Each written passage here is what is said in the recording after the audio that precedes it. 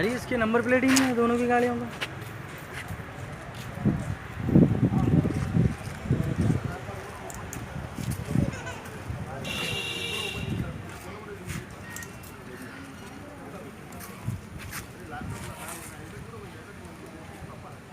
Rajendra Nagar police station का crime team headed by inspector Nagaiah और SHO उमेंदर आज कल 2 ऑफेंडर्स को गिरफ्तार किया।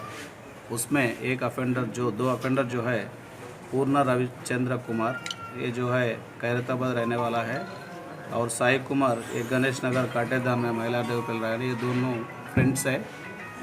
ये साई कुमार रविचंद्र कुमार को थोड़े कार में डीलिंग करने का ये है शौक है, और लोगों के कार लेना बेचना या वो है। और इस सिलसिला में 23/11/2017 में इन्हें हमारे एरिया का हैदरगुड़ा का एरिया का एक स्विफ्ट डिज़ायर को फॉल्स की लगा के वो पार्किंग गाड़ी को लेके गया। वो आज उनको इंट्रागेशन करने के बाद पता हुआ कि उसको रिकवरी हो गया। ये इससे पहले प्रीवियस ऑफेंसेस या कुछ है क्या बोल के वो भी देख रहा है। अब तक तो बाहर नहीं आया, फिर भी उसमें इंक्वायरी चार्ज रहेंगे और इनका वर्थ ऑफ रिकवरी होगा 6 लाख तक है।